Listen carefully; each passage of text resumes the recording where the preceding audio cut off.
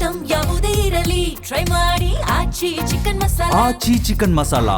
ಒಂದು ಕಡೆ ಯುದ್ಧದಿಂದ ಸಿಲಿಂಡರ್ ಅಭಾವ ಆಗ್ತಾ ಇದೆ, ಹೋಟೆಲ್ಗಳು ಬಂದ್ ಆಗ್ತಾ ಇದೆ. ಇದರ ಜೊತೆಗೆ ಮೊಟ್ಟೆ ಉದ್ಯಮಕ್ಕೂ ಕೂಡ ಇರಾನ್ ಇಸ್ರೇಲ್ ವಾರ್ನ ಬಿಸಿ ತಟ್ಟಿದೆ. ಮೊಟ್ಟೆ ಉದ್ಯಮಕ್ಕೂ ಕೂಡ ಇದೀಗ ಮಧ್ಯಪ್ರಾಚ್ಯದ ಯುದ್ಧದ ಬಿಸಿ ತಟ್ಟಿರುವುದು. ಕಳೆದ 15 ದಿನಗಳಿಂದ ಮೊಟ್ಟೆ ರಫ್ತಿನಲ್ಲಿ ಭಾರೀ ಹಿನ್ನಡೆ ಆಗ್ತಾ ಇದೆ. ಚಿತ್ರದುರ್ಗ ಜಿಲ್ಲೆಯ ಕೋಳಿ ಫಾರಂ ಮಾಲೀಕರಿಗೆ ಸಂಕಷ್ಟ ಆಗಿದೆ. ಕಳೆದ 15 ದಿನಗಳಿಂದ ಮೊಟ್ಟೆಯ ದರ 4 ರೂಪಾಯಿಗೆ ಕುಸಿತ ಕಂಡಿದೆ. 4 ರೂಪಾಯಿಗೆ. ಇರಾನ್, ಇಸ್ರೇಲ್, ಯುರೋಪ್ಗೆ ಈ ಮೊಟ್ಟೆ ಗಲ್ಫ್ ರಾಷ್ಟ್ರಗಳಿಗೂ ಕೂಡ ಹೆಚ್ಚಿನ ಪ್ರಮಾಣದಲ್ಲಿ ರಫ್ತಾಗ್ತಿತ್ತು. ಇದೀಗ ರಫ್ತು ಬಂದಾಗಿರೋ ಕಾರಣಕ್ಕಾಗಿ ಸಂಕಷ್ಟಕ್ಕೆ ಸಿಲುಕಿದ್ದಾರೆ. ರಾಜ್ಯದಲ್ಲಿ ಅತಿ ಹೆಚ್ಚು ಮೊಟ್ಟೆ ಉತ್ಪಾದನೆ ಆಗುವಂಥ ಜಿಲ್ಲೆ ಚಿತ್ರದುರ್ಗ. ಯುದ್ಧ ಆರಂಭಕ್ಕೂ ಮೊದಲು ಅಂದರೆ ಫೆಬ್ರವರಿ 28ಕ್ಕೂ ಮೊದಲು 7 ರೂಪಾಯಿ ಇತ್ತು ಒಂದು ಮೊಟ್ಟೆಗೆ. ಇದೀಗ ಅದು 4 ರೂಪಾಯಿಗೆ ಕುಸಿತ ಆಗಿದೆ. ಇದರಿಂದ ಭಾರಿ ಸಂಕಷ್ಟಕ್ಕೆ, ಅಂದರೆ ಉತ್ಪಾದನಾ ವೆಚ್ಚವೂ ಕೂಡ ಮಾರಾಟ ದರದಿಂದ ಬರ್ತಾ ಇಲ್ಲ ಅಂತ. ಇರಾನ್, ಇಸ್ರೇಲ್, ಯುರೋಪ್ ದೇಶಗಳಿಗೆ ಈ ಮೊಟ್ಟೆ ರಫ್ತಾಗ್ತಾ ಇತ್ತು. ಪ್ರತಿನಿತ್ಯ ಜಿಲ್ಲೆಯಿಂದ ಲಕ್ಷಾಂತರ ಮೊಟ್ಟೆಗಳು ಹೋಗ್ತಾ ಇತ್ತು. ಆದರೆ ಇದೀಗ ಯುದ್ಧದ ಪರಿಣಾಮ ಎಲ್ಲವೂ ಕೂಡ ಬಂದಾಗಿದೆ. ಕೋಟಿ ಬಂಡವಾಳ ಹೂಡಿ ಭಾರಿ ನಷ್ಟಕ್ಕೆ ಸಿಲುಕಿದ್ದಾರೆ ಮಾಲೀಕರು.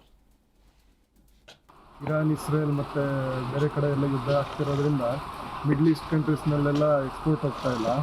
ಇನ್ನು ಸ್ಟ್ರೈಟ್ ಆಫ್ ಹಾರ್ಮೋಸಲ್ಲೂ ಲಾಕ್ ಆಗಿರೋದ್ರಿಂದ ಯುರೋಪ್ ಕಂಟ್ರೀಸಿಗೆಲ್ಲ ಹೋಗ್ತಾ ಇಲ್ಲ. ಹಾಗಾಗಿ ಪ್ರೊಡಕ್ಷನ್ ಜಾಸ್ತಿ ಇದೆ, ಪ್ರೊಡಕ್ಷನ್ ಚೆನ್ನಾಗಿ ಬರ್ತಾ ಇದೆ. ಲಕ್ಷಾಂತರ ರೂಪಾಯಿ ಬಂಡವಾಳ ತಿನ್ನುತ್ತೆ ಪರ್ ಡೇಗೆ ಇದು ಫೀಡು ಎಲ್ಲ.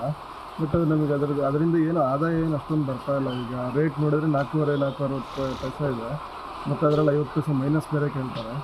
ಏನು ಅಷ್ಟೊಂದು ವರ್ಕೌಟ್ ಆಗ್ತಾ ಇಲ್ಲ, ಏನು ಉಳಿತಾ ಇಲ್ಲ ಅದರಲ್ಲಿ. ಎಷ್ಟು ದಿನದಿಂದ ಕುಂಠಿತ ಆಗಿದೆ ರೇಟ್? ಇವಾಗ ಒಂದು 15 ದಿನದಿಂದನೂ ಕಡಿಮೆ ಆಗ್ತಾ ಬಂತು ಸರ್. 7 ರೂಪಾಯಿ ರೇಟ್ ಇತ್ತು, ಅವಾಗ ಸ್ವಲ್ಪ ಆದಾಯ ಅಂತ ಚೆನ್ನಾಗಿ ಬಂತು. ಅವಾಗ ದಿನಕ್ಕೂ ಇಳಿತಾ ಈಗ ಒಂದು 15 ದಿನದಿಂದನೂ ಭಾಳ ಕಡಿಮೆ ಆಗಿಬಿಟ್ಟಿದೆ ಸರ್. 400 ರೂಪಾಯಿ ಬಂದಿದೆ, ಮತ್ತು ನಮ್ಮ ಹತ್ರನೂ 50 ಪೈಸೆ ಮೈನಸ್ ಕೇಳ್ತಾರೆ.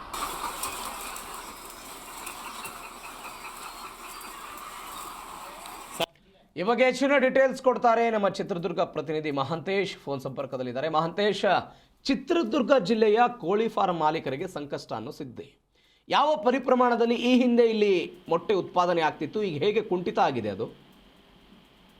ಪ್ರವೀಣ್, ಏನಂದ್ರೆ ಅರಬ್ ರಾಷ್ಟ್ರಗಳಿಗೆ ಇಲ್ಲಿಂದ ಸಾಗಾಣಿಕೆ ಆಗ್ತಿದ್ದ ಕೋಳಿ ಮೊಟ್ಟೆ ರಫ್ತು ವಹಿವಾಟ ಪಶ್ಚಿಮ ಏಷ್ಯಾದಲ್ಲಿನ ಸಂಘರ್ಷದಿಂದ ಸಂಪೂರ್ಣವಾಗಿ ಸ್ಥಗಿತಗೊಂಡಿದೆ ಅಂತಂದೇಳಿನೇ ಹೇಳ್ಬೋದು. ಇಲ್ಲಿ ಬಹುಮುಖ್ಯವಾಗಿ ಆಂಧ್ರ ಪ್ರದೇಶದ ಜೊತೆಗೆ ಗಡಿ ಹಂಚಿಕೊಂಡಿರುವ ಮೊಳಕಾಲ್ಮೂರು ಮತ್ತು ಚಳ್ಳಕೆರೆ ತಾಲೂಕುಗಳಲ್ಲಿ ಇಡೀ ಜಿಲ್ಲೆಯಲ್ಲಿ ಅತಿ ಹೆಚ್ಚು ಕೋಳಿ ಫಾರಂಗಳು ಇಲ್ಲಿವೆ. ಜಿಲ್ಲೆಯಲ್ಲಿ ಒಟ್ಟಾರೆ 40 ಲಕ್ಷ ಕೋಳಿಗಳನ್ನು ಇಲ್ಲಿ ಸಾಕಾಣಿಕೆ ಮಾಡಲಾಗ್ತಿದೆ.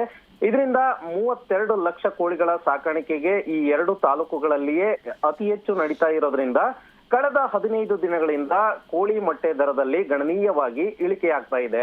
ಅಂದ್ರೆ 15 ದಿನಗಳ ಹಿಂದೆಯಷ್ಟೇ ಒಂದು ಮೊಟ್ಟೆಯ ದರ 5.50 ಪೈಸೆ ಇತ್ತು. ಆದ್ರೆ ಈಗಿನ ದರ ಕೇವಲ 3.80 ರೂಪಾಯಿಗೆ ಇಳಿಕೆಯಾಗಿರೋದ್ರಿಂದ ನಿಜಕ್ಕೂ ಕೂಡ ಕಾರ್ಮೋಡ ಕವಿದಿದೆ ಒಂದು ಕೋಳಿ ಫಾರಂ ಮಾಲೀಕರಲ್ಲಿ.